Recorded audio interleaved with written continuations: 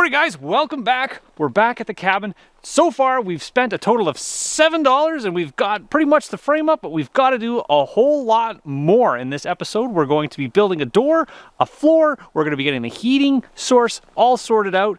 And did I mention we're on an extreme budget? We got probably less than $10 to build this whole entire living structure. So let's get started.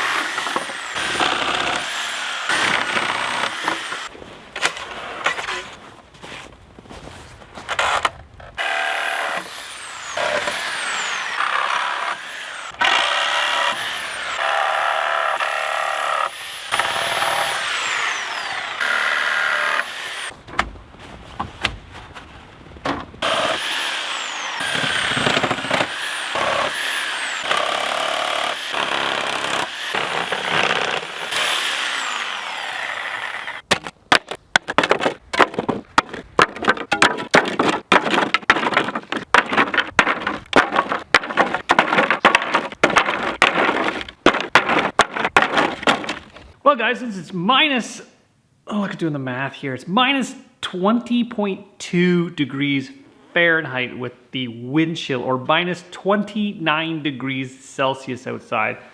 And I was gonna try, I was really gonna try, I was gonna, power through it and build a door, and I thought to myself, this is ridiculous. So I'm indoors, because why not? So I brought you guys into my shop.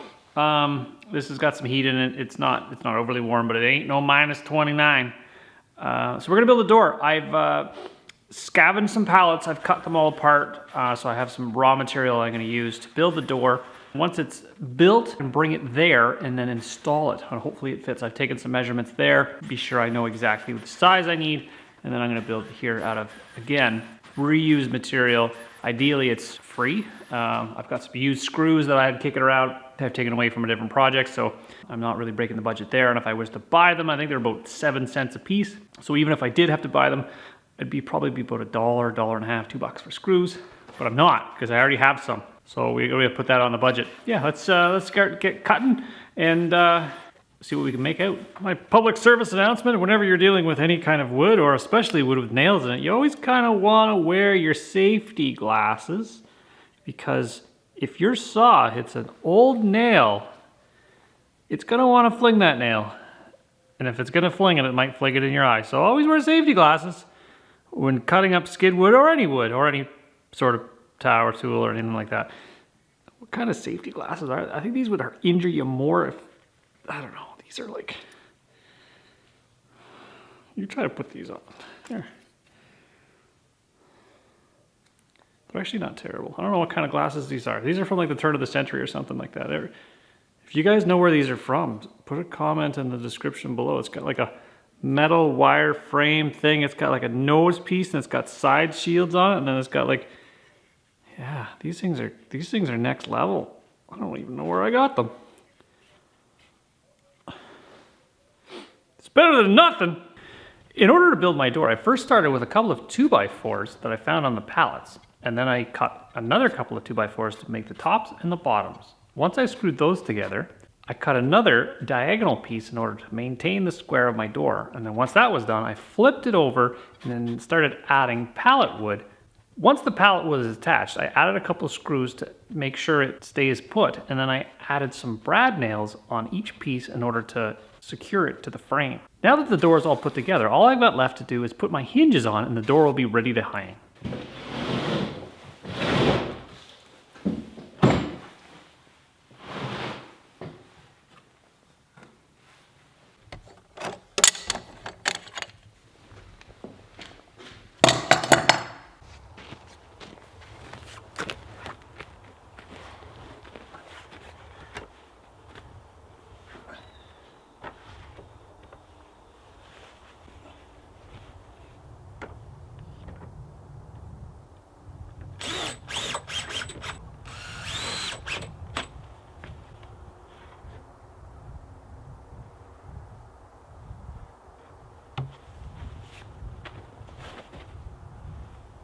The weather has broke. It's a little bit warmer out here.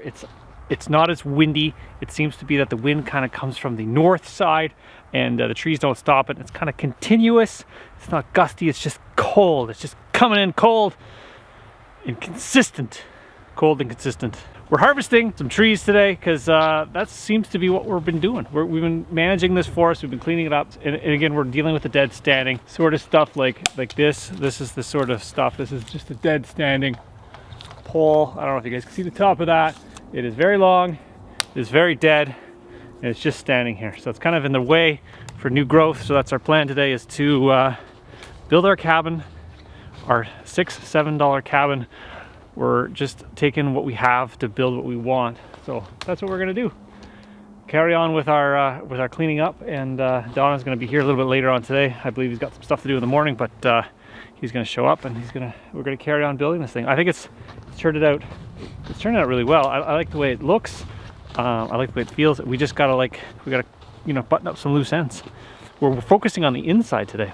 And if you guys didn't watch the other episode, you guys can watch that after, or you can watch it before. I'm not sure how that works, but hey, you guys are welcome to take a look. So anyways, we're here, we're building this cabin. We're on a strict budget of 10 bucks. So we're about $6 now. We started with some threaded rod. We threaded rodded our posts together, and then we stood some posts up in the ground, and we used an old tarp that we had from a bubble building. A bubble building, you know those buildings you see with that, they got the tennis courts or the soccer pitches. And yeah, we've used a reclaimed piece of that, and then we've stuck some logs, and our plan is to fill in these gaps with some more logs and then stuff it with either some sort of primitive chinking or pine needles, or primitive chinking made of pine needles and dirt. So that's our plan. Anyways, let's get started.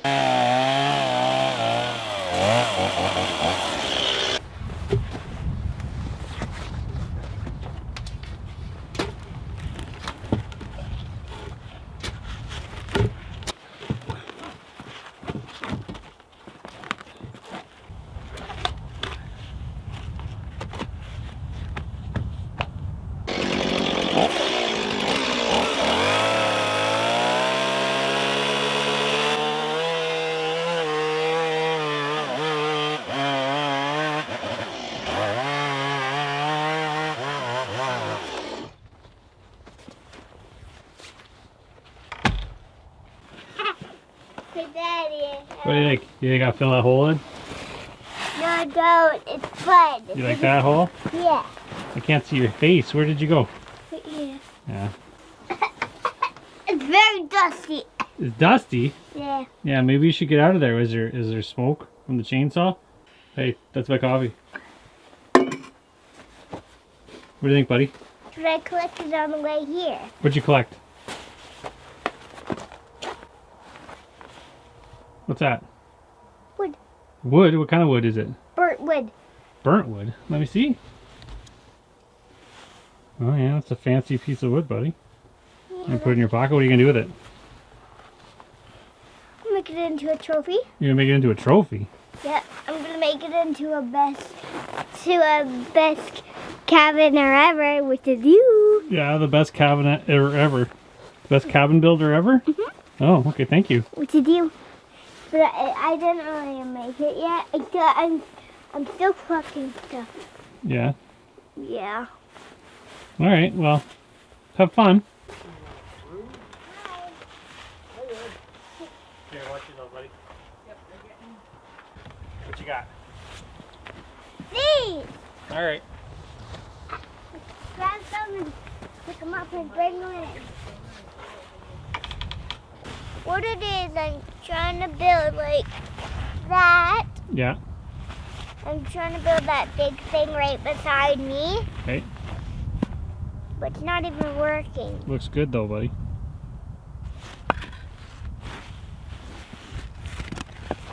Aww.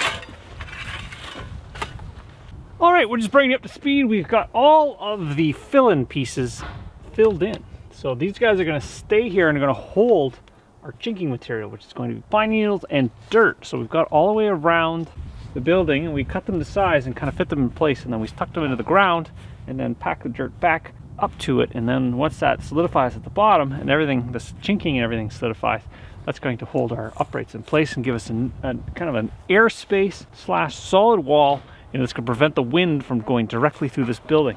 We've already sort of got the building relatively airtight. You can see that our roofing material is doing a really good job of keeping the wind out. But now that we further kind of pack these guys in, it'll give us even more of an kind of airtight building. So that's our goal, is to trap our heat inside the building once we get our fireplace going. So that's our current plan. Don is well on his way.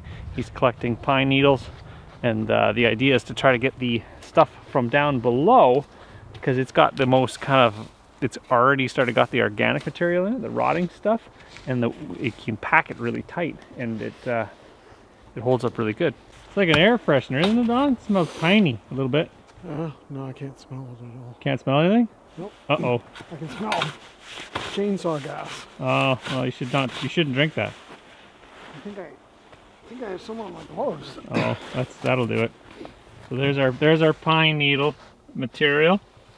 That's going to be packed in between the cracks. So as you can see inside the building, it's still quite bright. There's still quite a bit of light that comes through this tarp, which is really cool. And you can see kind of like our space. So you got a little bit of air, You can see a little bit of air no, there's light. You can see a little bit of light coming through the cracks. So what we're going to do is we're going to pack all that stuff in there, and that's going to seal up our wall, I think, quite well. We found in the other cabin that we built, once we packed it in, it actually stayed significantly warmer. We are forecasting significantly colder days in the future, so the idea is to try to kind of seal this thing up so we're not so much working in the elements when we're working on this thing. We can kind of be in here and be relatively toasty. Well, get rid of the wind chill anyways. You want to go sideways, or do you want to... We're doing a little dance. Do-do-do. Pine! The pine is here! This is what we're using, and it's kind of like, it's very packy piney. It doesn't really smell like pine. It kind of smells like dirt, but that's kind of what... It still smells like gas. Don's like, it still smells like gas. I hope it doesn't smell like gas. Gas and pine needles, bad idea. Piney, not bad idea.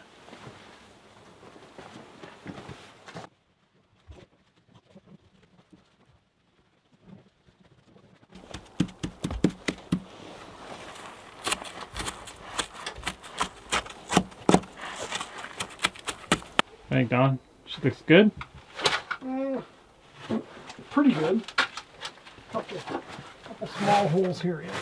Well, we got all the cracks filled. We've got the pine needles tucked in all the cracks, and then what I'm going to do afterwards is actually go around and actually nail the tarp to the outside wall, giving us a complete seal. So that's going to be a little bit later on, but as you can see, we got our end walls pretty much buttoned up. I think they're good. For now, we're just probably going to work on it as we go. Now we're going to switch a little bit of gears, and we're going to go to flooring. So we've got it all raked out, as you guys can see. It's a nice blank slate. We've cut some pine trees, the little thin pole things, and that's what we're going to use for our cross members to get us up off of the dirt. And then we've got some pallet wood that we've collected that we're going to use for our flooring. Here's the pine poles, and these are going to act as our structure or our flooring material. So those are nice and dry. We just got to position them all in the cabin, and then we can floor it just like we would a normal floor.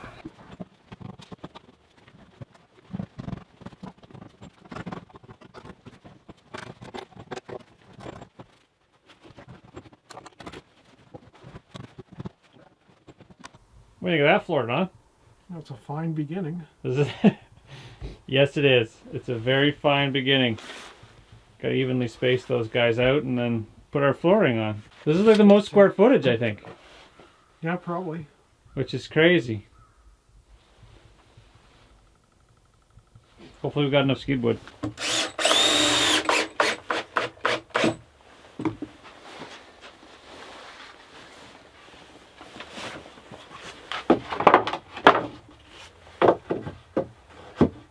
In order to install our floor, we ended up starting off in the middle and working our way in both directions. And we started with the same width boards, and we made sure we could make it from one side to the other with the same width of board. Otherwise we would run into problems having stuff not quite line up. And anytime we didn't quite hit a joist, what we'd do is splice in another piece of wood in order to kind of bridge it in that fashion. We made good use of our wood. We didn't waste any. As you guys can see, this floor turned out beautifully. It's got a nice little spring to it, so if you have, you know, old knees, it'll help you with your joints. I think it'll settle over time, but that's okay. It is a cabin in the woods on a budget, and that's exactly what we're sticking to. So this floor, total cost is a couple of bucks because we used a couple of screws. We didn't screw it completely off. We screwed where we needed to in order to maintain kind of safety, to make sure our boards are staying down, they're not flipping up on us. There's our floor. I think it looks beautiful. This video is sponsored by StartMail. StartMail's mission is pretty simple. It's taking back privacy in your email. It's to take your information that is private and keep it that way. So if you guys are looking to take back your personal information and keeping it to yourself, StartMail's the right product for you. There are a lot of email users out there that simply think that you sign up for an email and it's free and it's private. Well, the truth is it's not. It's not free and it's not private. The reason why I switched to StartMail is because that spy mail uses your information, collects it, and then sells it. Who knows what they're going to use it for? Whether it be medical records, financial statements, personal folders and files and stuff that you send through your email. You kind of want to keep that private. So with StartMail, it allows you to maintain control of your information. Even if the recipient of your email is not using the same service, you can encrypt your email so your email remains private. When you delete an email using StartMail, it's gone forever. It doesn't get hidden on some server far away.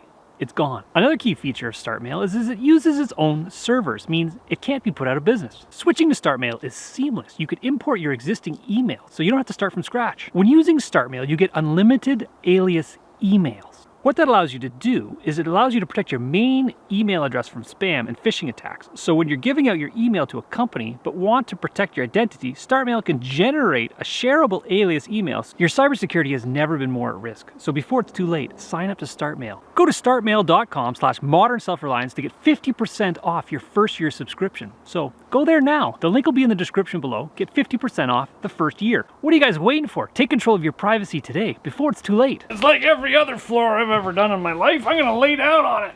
Oh, it is a very comfortable floor. I think you gotta lay down on your floor once you've done, just so you stretch your back out, because like I've said before, anytime you do a floor, it does take years off your life. Maybe not this one, but yeah, flooring really, I think it's for short people. I think short people should do flooring more so than tall people, because it really, all that bending down. Anybody that does flooring, I give them a lot of credit, because it's a hard job. Flooring, not for the old people. Beautiful floor. Oh, did I mention my door fit really well too? Look how well the door fit. Look at, I don't even really need a threshold there. It's almost darn near perfect. I don't know how that happened. Must mean it's luck. Luck. Opens up perfectly. I still got to put a doorstop on, but have a look. She fits perfect. Perfect. Again, I don't know how that turned out, but it did turn out really, really well. I'm gonna set it across. Yeah, maybe. Just like that. Actually, come back this way a bit. There, that's good.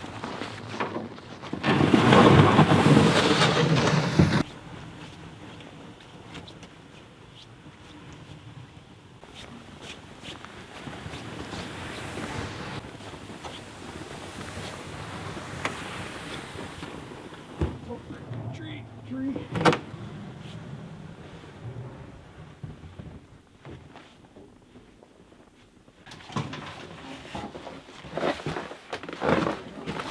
We make the door big enough? Look at that. Yes.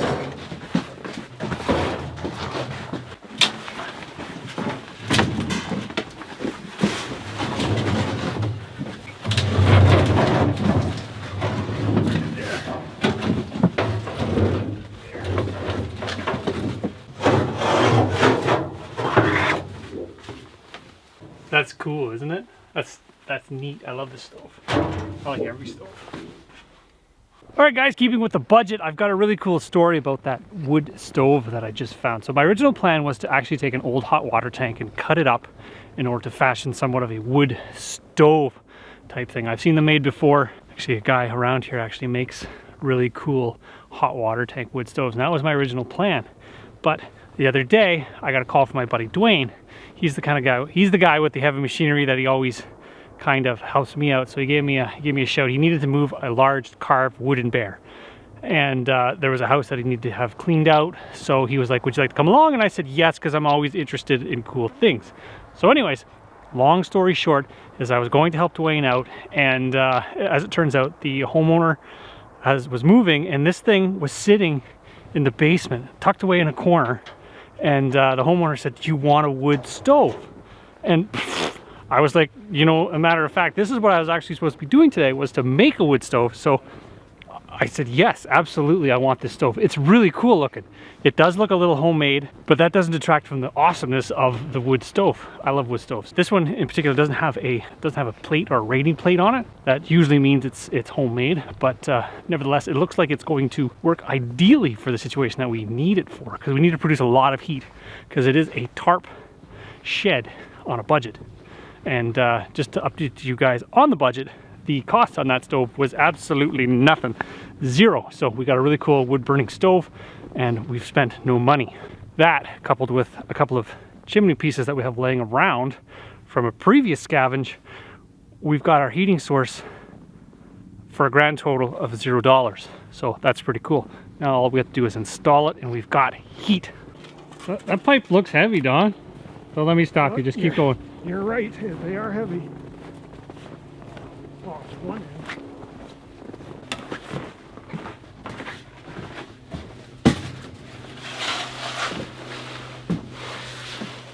Hey Don, you gotta do that again. There was an airplane. There's two more to come. We'll do those. I don't think anybody's ever seen you winded, Don. You'd rather dig a hole, right? No, No? that's fine. I'll do that again. Just give me a few minutes. Maybe get some more light in here.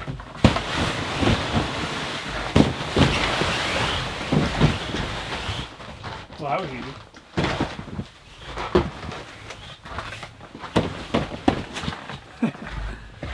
Insulation.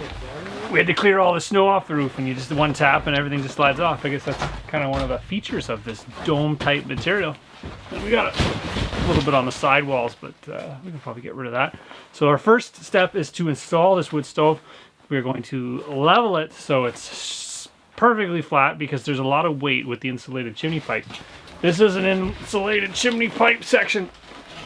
And these I got from my good friend up north that was decommissioning her wood stove, and she was like, you want some pipe? Anyways, it's 7-inch insulated stainless steel pipe. This stuff is really crazy expensive, so if you can find it, somebody's, you know, it's converting to natural gas or propane or whatnot, and they're trying to get rid of their wood stove, grab it and save it in case you ever need it, because the stuff is worth a fortune.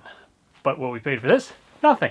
So that maintains our budget around I don't know, what, $7, Don? Yeah. $7. Or $6.50 maybe. Yeah. There was a guy and he mentioned something about, you know, you use the more chainsaw or gas in that whole job than $7. Well, chainsaws are extremely efficient. I think like we used ounces worth of gasoline to cut everything in here. I think we filled it up maybe once, and I'm not sure how much gas my MS 170 steel chainsaw takes, but I know it doesn't take very much. So yeah, we're well on track. But we'd like some heat. I should stop talking. Let's get some heat in here. That's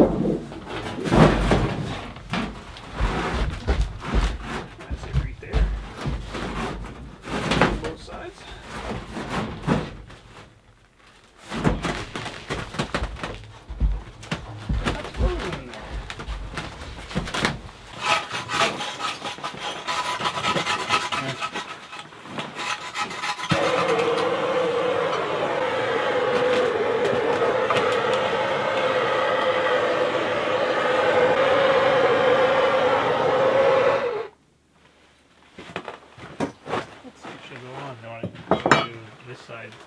Let's go down, right? This side down. Okay, so we got a little bit of a problem. There's the top lip of the stove is a little bit proud, so our insulated chimney doesn't sit exactly flush. So I'm going to grind it off a little bit.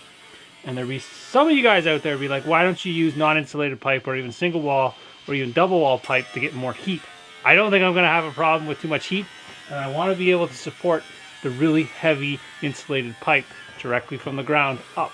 Otherwise, we have nothing to support it to, and that would be dangerous.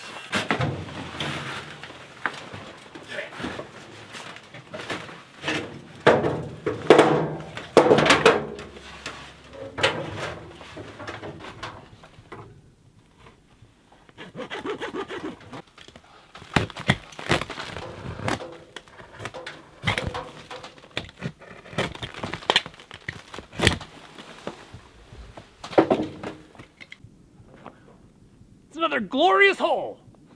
What the freaking? So, you got any? I agree. Yeah. Okay, we gotta lift.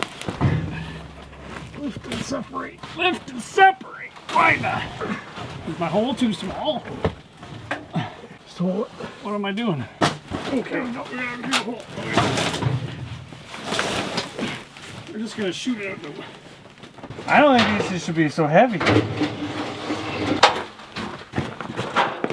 This thing's gotta weigh like 120 pounds. I think it's got water in it. Don's just outside running around to get the ladder. Straight up. Whoa. Okay, hang on. Alright. Let's go. There we go. Like a glove. Look at that! That's perfect. Whew. That's the heaviest chimney I've ever installed. It's got to have water in it or something. Once it heats up, and it'll evaporate out of there. I'm pleased with that. I don't even think it needs a strap. Well, it probably needs a strap, but it's in.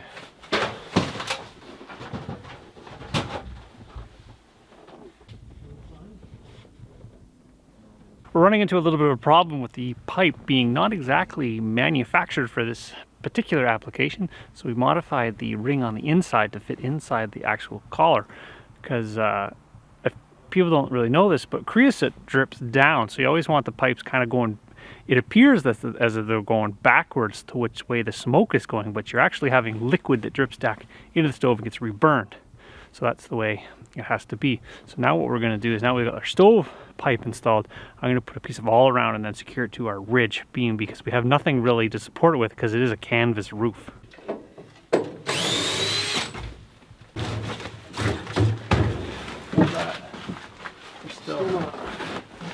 Oh, that's better. Pretty good, actually.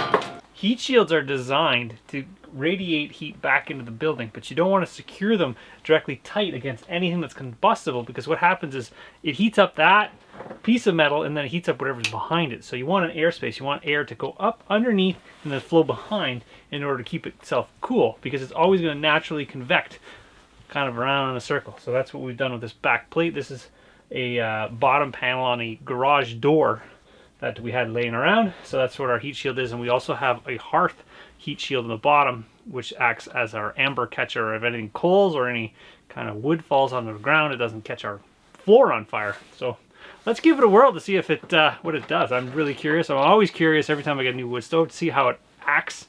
And let's light it up.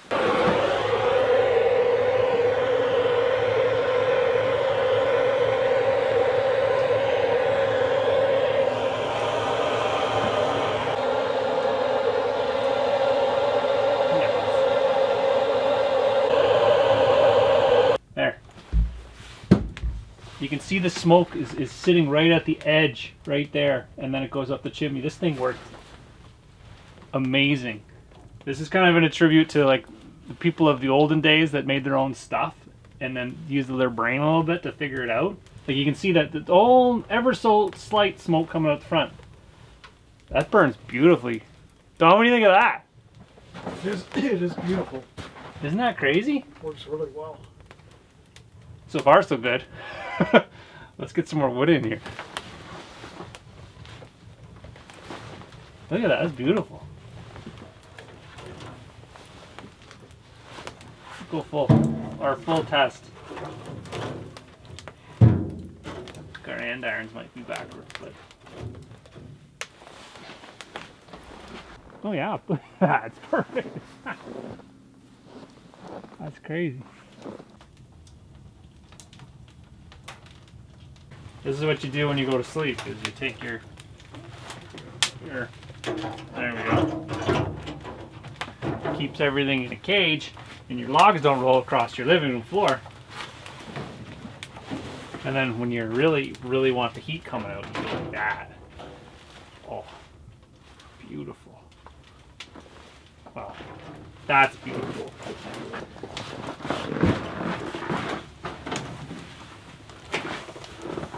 Make it another sauna!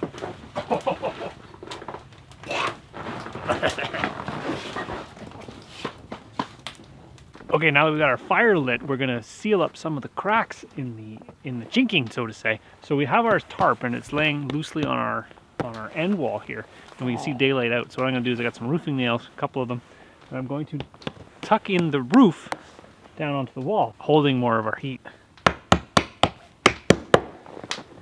You see how that tightens it right up, and then we can pack more pine needles and give us a little bit more insulation.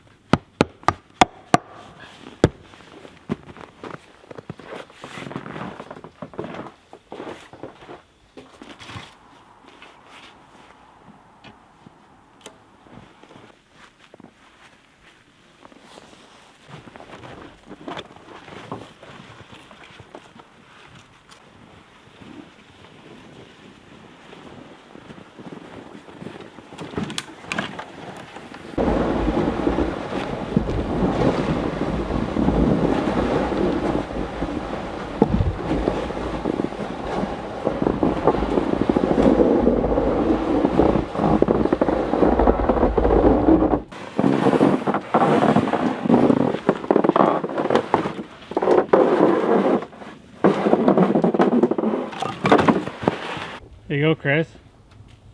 It's my reward for... It's your reward for coming out. I brought that from home. Is it too hot? I don't know. Try it. It might be lava. Is it hot? Too hot? Oh, my teeth are too cold. Don's got this thermos from like... Oh. How old's that thing? Oh, did it come apart? It came apart. Oh That's no. why. It got too hot? No. He's got a thermos from like, what is that? Early 90s? Probably, yeah. Early 90s, built to last. He fills it up the night before. and it's still too hot. It's still too hot. We're sitting here having a coffee break, and the reason being is because we lit the stove. I think like 20 years worth of I don't know what the heck's coming off that stove, but it's like it's mixed between like dust. Oh, maybe it's the rust that smells. Holy jeez. No, rust never smells. No? No, sorry, it's rust never sleeps. Oh, okay. So like I was saying, I think it was like a mix of, like, it was sitting in the basement for probably 20 years before they said, hey, you know what, take it. So I imagine there's like stuff that's just burning off that thing. Kind of like any brand new stove that you get. It's got that seasoning process. So we're just standing out here. I can still smell it. You can smell it over there. There. Got any words of wisdom, Chris? Burn it off. Is that the words of wisdom? Hey, I guess. I don't know what it smells like. Got any other words of wisdom? It's not really dust. Yeah, burn it off so we can close the door and warm ourselves up. Yeah, it's true. We're trying to warm it up so we can actually go inside.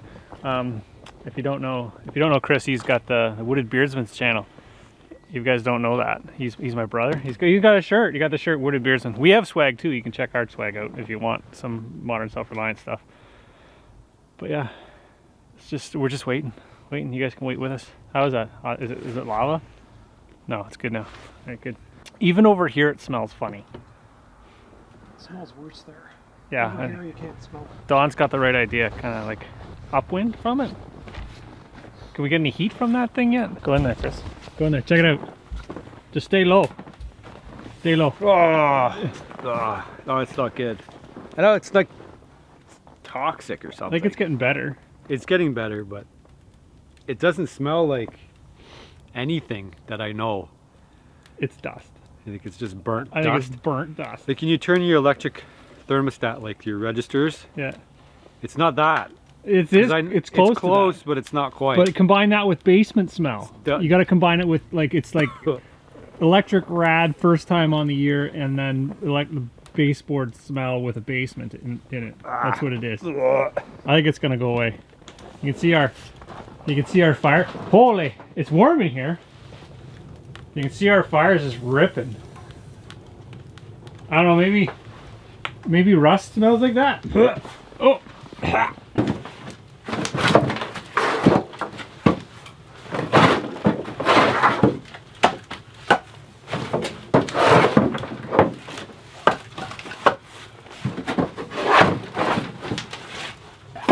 We're at that stage of the game where we kind of need some sleeping accommodation, so I've got a couple of options. Here I've got a sort of a canvasy mesh tarp thing.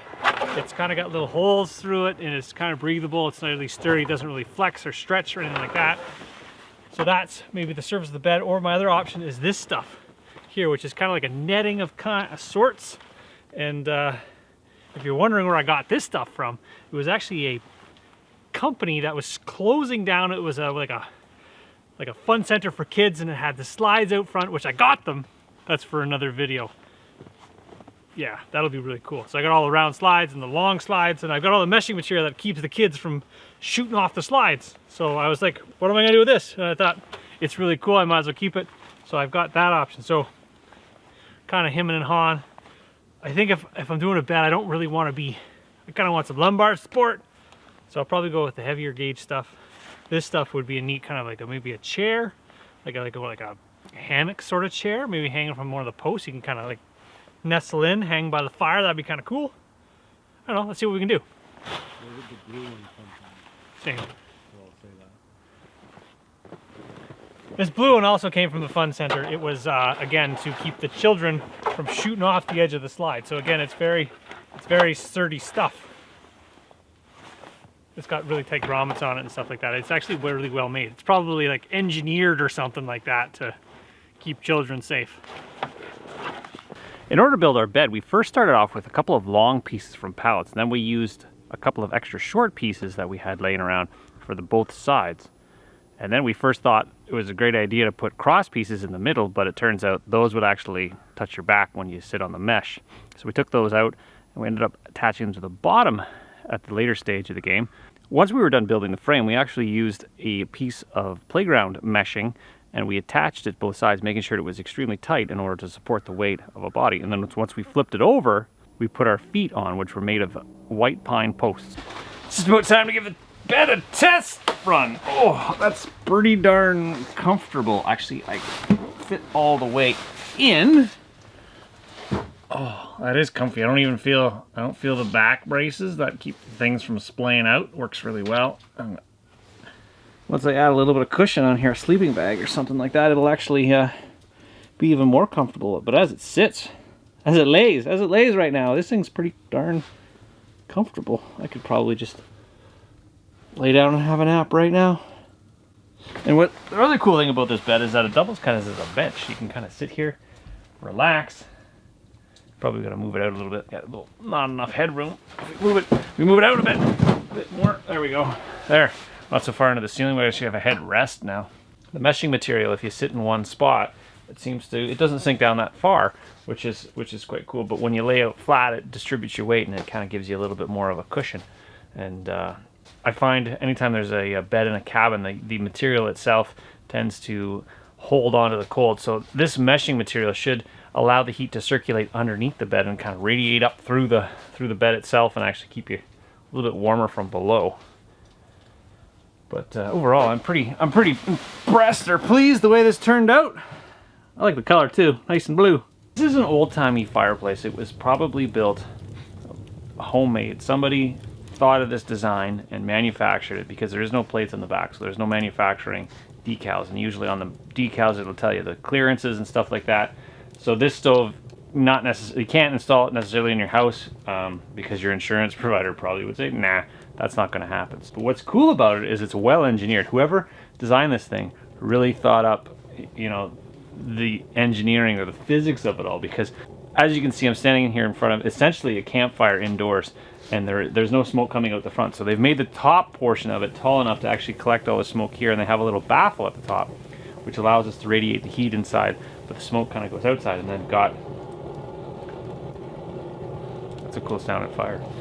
They've got a screen on the front to prevent sparks from shooting out, and you can just kind of remove it like that. And then we have access to the fire for, you know, cooking hot dogs or some marshmallows or making some s'mores. Actually, when you take that screen off, a lot more heat radiates out the front, which is kind of cool. And then inside there's the andirons that prevent the logs from rolling out onto your floor, which is also a neat feature to have, especially in such a fireplace that has such a big open front on it, which is really cool. I don't know, it's really hot. And then what you do is you take your screen and you put it back on. One-handed screen back on. One-handed screen back on, and then what you do is you take this plate, and this plate hangs on the little knobby things right about there. That's where my plate, so when you're gonna put it to bed for the night, you put your plate on, so you got really more protection from the embers flying out and catching your floor on fire. That's pretty cool. But for now, I'm gonna leave it open because I like the look of it. That thing's the craziest looking fire ever. I like it. There's something about the sound of a fire that really kind of gets you ready, and that radiant warmth, and you're like, I'm just going to lay down for a couple of minutes. But anybody that's ever done that realize it's not a great idea, because usually if you have a nap by a fire, you wake up and you're just kind of dehydrated, and it all sucks all the moisture out of you, and it's something else. It's something you should experience, because it's really nice falling asleep to a fire, but when you wake up next to a fire, not good. The other good thing of having sort of a campfire in your cabin is that it does give off a little bit of smoke. So if you were to, you know, really want the experience of outdoor wood burning, but inside, and you could pick the wood that you wanted to put in there. If you wanted to like burn like hickory or something like that, have that nice aromatic wood, or like even like an apple, you would just have that kind of like an incense, because you only get a little hint of it, but it's still there. You don't really get that with an airtight wood insert in your home. Only the open hearth do you get that kind of nostalgic smell. I don't know if you guys have probably experienced that. It's that smell that brings you back to, like, you know, Christmas morning or something like that, or, you know, campfires by the lake. That's what an open hearth really, I think that's the appeal of an open hearth. We're getting a little bit we're getting to the point now where we're getting more firewood smell than we're getting, like, you know, dust and whatever was sitting on this stove for 20 years, because I think it was unused for a really long time. So we're getting there. We're getting to the point where it smells good as opposed to smell really terrible. So that's good. Well, guys, I think that's going to wrap it up for me today. I hope you guys enjoyed this one, and you guys will have to join me on the next one when I think Dawn and I are going to do our first overnight. Dawn's going to do probably an overnight in the other cabin, and I'm going to do an overnight in this cabin. And we've got a little bit more left to do to button this kind of thing up. We got to do some, you know, the knickknacks and the doohickeys, you know, with some little stuff, but we've got to do. So I hope you guys enjoyed this one, and join me on the next one.